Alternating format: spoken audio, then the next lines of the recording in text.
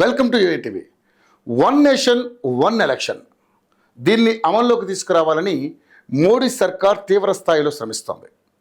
అంతా కుదిరితే 2034 నుంచి సింగిల్ పోల్ను వర్కౌట్ చేసే ప్రయత్నాలు ఉన్నారు.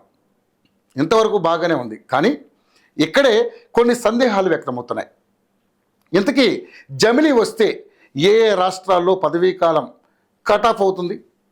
చిన్న పార్టీలకు జమిలీతో నష్టం జరగబోతుందా? జమిలీ ఎన్నికలు నిర్వహించడంలో సవాళ్ళేంటి? ఎలక్షన్ కమిషన్ ముందున్న ఆప్షన్లు ఏంటి? 2029 నాటికి మద్దతు సరిపోతుందా? కలిసి వచ్చే పార్టీలేంటి? దూరంగా జరగాలనుకుంటున్న పార్టీలేవి? రాష్ట్రాలకు లోక్సభకు ఒకేసారి ఓటు వేయాలనుకుంటున్నప్పుడు జనం ఆలోచన ఎలా ఉండబోతుంది? యోయో వ్యూ ద్వారా తెలుసుకుందాం. జమిలీ ఎన్నికల నిర్వహణకు కేంద్ర ప్రభుత్వం స్పీడ్ పెంచింది. వన్ నేషన్ వన్ ఎలక్షన్ను మోడీ ప్రభుత్వం చాలా సీరియస్గా తీసుకున్నారు. ఇక మాటి మాటికి ఏదో ఒక రాష్ట్రంలో ఎన్నికలు రావడం, ఆ సమయంలో ఎన్నికల కోడ్ అమల్లోకి రావడం, దీంతో అభివృద్ధి పనులు పడకేస్తున్నాయి. అందుకే ఒకేసారి దేశవ్యాప్తంగా ఎన్నికలు జరిగితే 5 ఏళ్ల వరకు ఆ జోలికి వెళ్ళే పరిస్థితి ఉండదు. ఇక పాలన సాఫీగా కొనసాగించవచ్చునన్న ఆలోచనతో కేంద్రం ఉంది. ఇప్పటికే జమిలీ బిల్లును గతేడాది డిసెంబర్లో లోక్సభ ముందుకు తీసుకొచ్చింది. మరింత సంప్రదింపుల కోసం జాయింట్ పార్లమెంటరీ కమిటీని కూడా ఏర్పాటు చేసింది. ఈ జేపీసీకి పిపి చౌదరి చీఫ్గా ఉన్నారు. ఇటీవలే ఆయన కొన్ని విషయాలు షేర్ చేయడంలో జమిలీ టైం దగ్గర పడిందన్న విషయాలు బయటకు వచ్చాయి. దీంతో పొలిటికల్ సర్కిల్స్లో ఉత్కంఠ పెరిగిపోతుంది. స్వతంత్రం వచ్చాక అటు లోక్సభకు ఇటు రాష్ట్రాల అసెంబ్లీలకు ఒకేసారి ఎన్నికలు జరిగాయి.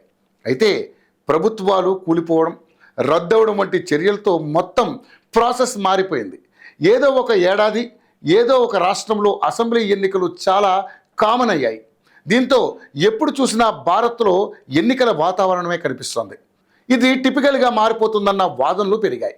దీంతో కేంద్ర ప్రభుత్వం ఒక అడుగు ముందుకేసి జమిలీ ఎన్నికలను తెరపైకి తీసుకొచ్చింది. మాజీ రాష్ట్రపతి రామ్నాథ్ కోవింద్ ఆధ్వర్యంలో కమిటీని ఏర్పాటు చేసింది. ఆ కమిటీ అన్ని రాష్ట్రాల్లో పర్యటించి రాష్ట్రపతికి రిపోర్టు కూడా సమర్పించింది. కాబట్టి ఇదంతా ముగిసిన చరిత్ర. మరి వాట్ నెక్స్ట్ అనే విషయానికి వస్తే మాత్రం 2034లో జమిలీ ఎన్నికలకు దాదాపుగా ముహూర్తం ఖరారైనట్టే అని జేపీసీ చైర్మన్ పిపి చౌదరి అంటున్నారు. ఈలోపు పరిష్కరించాల్సిన సమస్యలు, రాజ్యాంగ సవరణలు, రాష్ట్రపతి గుర్తించడం, రాజకీయ నిర్ణయాలు, లాజిస్టికల్ ఇష్యూస్ ఇవన్నీ ఉన్నాయి. మరోవైపు రాష్ట్రాల్లో సంప్రదింపులు కూడా జరగాల్సి ఉంది. ఇప్పటికే కోవింద్ కమిటీ సంప్రదింపులు చేసి రిపోర్ట్ ఇచ్చిన జేపీసీ ఆధ్వర్యంలో మరోసారి సంప్రదింపులు జరుగుతున్నాయి. నిజానికి 2034కి ముందు జమిలీ ప్రణాళిక అమలు చేయాలనుకున్నారు. అయితే చాలా సవాళ్లు దాటాల్సి ఉండడంతో 2034కి షిఫ్ట్ అయ్యింది. పైగా ఈ జమిలీ బిల్లు ఇంకా మార్పులు చేర్పుల దశలో ఉంది. అంతేకాదు, ఈ బిల్లులో పేర్కొన్న విషయాల ప్రకారం చూస్తే రాజ్యాంగంలో ఆర్టికల్ 82A కలపాలన్న ప్రతిపాదన ఉంది. కొత్తగా ఎన్నికైన లోక్సభ తొలి సమావేశం సందర్భంగా రాష్ట్రపతి అపాయింటెడ్ డేట్ ప్రకటించడానికి ఈ ఆర్టికల్ అనుమతిస్తుంది. కానీ ప్రస్తుత లోక్సభ మొదటి సమావేశం 2024లో ప్రారంభం అవడంతో 2029లోనే చేయవచ్చు. అపాయింటెడ్ డేట్ రాష్ట్రపతి నోటిఫికేషన్ చేసిన తర్వాత ఆ తర్వాత ఎన్నికైన రాష్ట్ర శాసనసభల పదవీకాలం 2029లో ప్రారంభమయ్యే లోక్సభ 5 ఏళ్ల పదవీకాలానికి తగ్గట్టుగా మారుస్తారు. దీని అర్థం ఏంటంటే అపాయింటెడ్ తేదీ తర్వాత ఎన్నిక ఏ రాష్ట్ర అసెంబ్లీ అయినా దాని పదవీకాలం 2031 లేదా 2033లో ప్రారంభమైన 2034 నాటికి ముగియాల్సిందే. సో ఈ మొత్తం ఎపిసోడ్లో రాష్ట్రపతికి తదుపరి నోటిఫికేషన్ ఇచ్చే అవకాశం 2029 లోక్సభ ఎన్నికల తర్వాతే వస్తుంది. అప్పటికి బిల్లు ఆమోదం పొందితే నెక్స్ట్ లోక్సభ 2034 వరకు కొనసాగుతుంది. అప్పుడే జమిలీకి ఛాన్స్ ఉంది. అయితే ఈ one nation one election bill చట్టంగా మారాలంటే పార్లమెంటు ఉభయ సభలు 3/2 మెజార్టీతో ఆమోదించాలి. అంతటితో మ్యాటర్ ఆగదు. చట్టమైన తర్వాత కనీసం 50% రాష్ట్రాల అసెంబ్లీలు కూడా దీన్ని ఆమోదించాలి.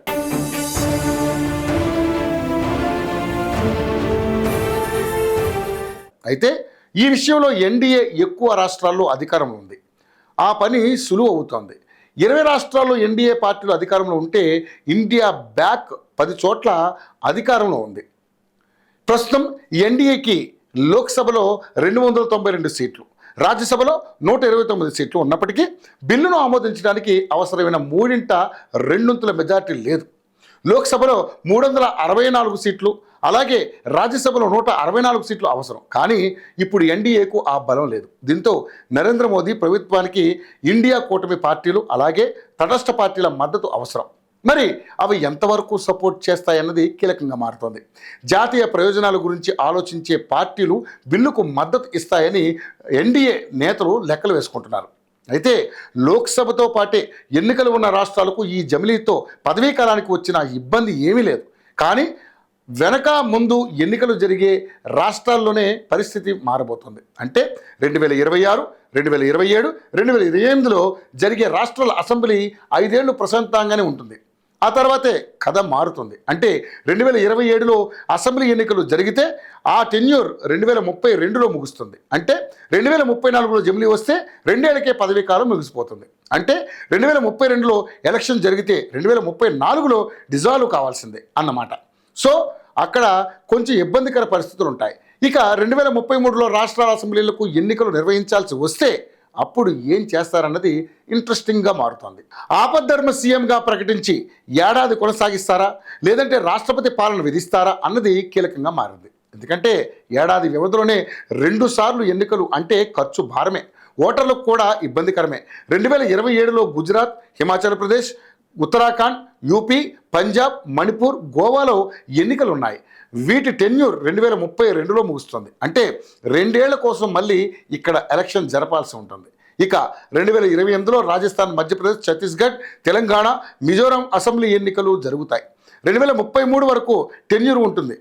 ఆ తర్వాత ఈ అసెంబ్లీ పదవీ కాలాలన్నీ ఏడాది పాటు ఉంటే 2034లో జరగబోయే జమిలీ ఎన్నికల వరకు పొడిగించే అవకాశం ఉంటుంది. ఆపద్ధర్మ ప్రభుత్వాన్ని కంటిన్యూ చేసే ఛాన్స్ ఉంది. అసోం, కేరళ, తమిళనాడు, బెంగాల్కు 3 ఏళ్ల పదవీ కాలం దొరకనుంది. సో రాష్ట్రాల్లో పరిస్థితులు పూర్తిగా మారతాయి. పార్లమెంట్లో బిల్లును ఆమోదించడానికి విస్తృతమైనటువంటి చర్చ అవసరం. రాజ్యాంగం, చట్టాలు, రూల్స్ అన్నీ ఒకే అయ్యాక అప్పుడు మరో సవాల్ మొదలవుతుంది. లాజిస్టిక్, ఆర్థిక సవాళ్లు ఎదురవుతాయి. కేంద్ర ఎన్నికల సంఘం ఎలక్ట్రానిక్ ఓటింగ్ మిషన్ల సంఖ్యను రెట్టింపు చేసుకోవాలి. అలాగే ఏకకాలంలో ఎన్నికలు నిర్వహించడానికి మౌలిక సదుపాయాలను అప్గ్రేడ్ చేయాలి. ఒకేసారి ఎన్నికలు జరిగితే కొత్త ఈవీఎంల కోసం ప్రతి 15 సంవత్సరాలకు 10,000 కోట్ల రూపాయలు అవసరమని ఎలక్షన్ కమిషన్ అంచనా వేసింది. జమిలీ పోలింగ్ కోసం చాలా మ్యాన్ పవర్ అవసరం. ఎన్నికల ఫలితాలు అవసరమయ్యే ఛాన్స్ ఉందన్న వాదన ఉంది.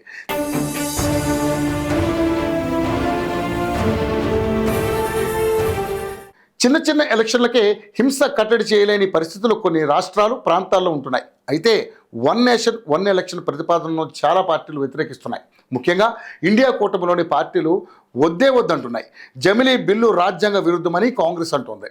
ఈ ప్రతిపాదన దేశంలో ఒకే రాజకీయ పార్టీ ఆధిపత్యానికి దారితీస్తుందని, రాష్ట్రాల స్వయం ప్రతిపత్తిని బలహీనపరుస్తుందని కాంగ్రెస్ ఆందోళన వ్యక్తం చేసింది. ఈ ప్రతిపాదన రాష్ట్రాల స్వయం ప్రతిపత్తి అలాగే ప్రాంతీయ సమస్యల నిర్లక్ష్యానికి గురవుతాయని సమాజ్వాదీ పార్టీ అంటోంది. అటు తృణమూల్ కాంగ్రెస్ కూడా జమిలీ ఎన్నికలకు వ్యతిరేకమే అన్నది. ఇది ప్రాంతీయ పార్టీలకు నష్టం కలిగిస్తుందని, జాతీయ సమస్యలు రాష్ట్ర స్థాయి సమస్యలను డామినేట్ చేస్తాయని వాదిస్తోంది. ఈ ప్రతిపాదన సమైక్య వ్యవస్థను బలహీనపరుస్తుందనుకుంటున్నారు. డిఎంకే కూడా జమిలీ బిల్లును వ్యతిరేకించింది. ఇది రాష్ట్రాల హక్కులను కాలరాస్తుందని, ప్రాంతీయ పార్టీలకు ప్రతికూలంగా ఉంటుందని వాదిస్తోంది. ఇక జాతీయ పార్టీలు ఆధిపత్యం చెలాయించే అవకాశం ఉంటుందన్న ఆందోళన డిఎంకేలో ఉంది. Shiv Sena, Uddhav Balasaheb Thackeray, UBT party, RJD కూడా వ్యతిరేకంగా ఉన్నాయి. ఇక వేర్వేరుగా జరిగే పోలింగ్తో బ్లాక్ మనీ పెరుగుతుందని, జమిలీతో ఆ నల్లధనం ప్రవాహానికి చెక్ పడుతుందంటున్నారు. తక్కువ గ్యాప్లో ఎన్నికలు జరుగుతుంటే దీర్ఘకాల లక్ష్యాలపై ప్రభుత్వాలు పనిచేయవని, ఓటర్లను ఆకట్టుకునే తక్కువ ప్రయోజనాలు కల్పించే పనులు చేసేందుకు మొగ్గు చూపుతాయన్న వాదనను ఇంకొందరు వినిపిస్తున్నారు. ఇక కేంద్రపాలిత ప్రాంతాల బిల్లుకు ఉభయ సభల్లో సాధారణ మెజారిటీ అవసరం కాగా, రాజ్యాంగ సవరణ బిల్లు ఆమోదం పొందాలంటే లోక్సభ అలాగే రాజ్యసభ రెండింటిలోనూ 3/2 మంది సభ్యుల మద్దతు అవసరం. సో ఓవరాల్గా చూస్తే చిన్న ప్రాంతీయ పార్టీలు జాతీయ పార్టీలతో పోటీ పడలేవని, వీటి వల్ల వాటి రాజకీయ ప్రాతినిధ్యం తగ్గే అవకాశం ఉంటుందంటున్నారు. ఇక ఎన్నికలు తరచూ జరగడం వల్ల ప్రభుత్వాలు ప్రజలకు జవాబుదారీగా ఉంటాయని, కానీ జమిలీ ఎన్నికల వల్ల ఈ జవాబుదారీతనం తగ్గుతుందని ప్రతిపక్ష పార్టీలు వాదిస్తున్నాయి. ప్రభుత్వాలు నడిపే పార్టీలకు భయం లేకుండా పోతుందంటున్నాయి. సో జమిలీ బిల్లుపై ఏర్పాటైన జేపీసీ చైర్మన్ పిపి చౌదరి నేతృత్వంలోని 39 మంది సభ్యుల ప్యానెల్ రాబోయే 2.5 ఏళ్లలో అన్ని రాష్ట్రాలు కేంద్రపాలిత ప్రాంతాలకు వెళ్ళి మరింతగా సంప్రదింపులు పూర్తి చేయబోతుంది. అంటే జమిలీకి వ్యతిరేకంగా ఉన్న పార్టీలను ఒప్పించే లక్ష్యంతో ఉన్నారన్నమాట.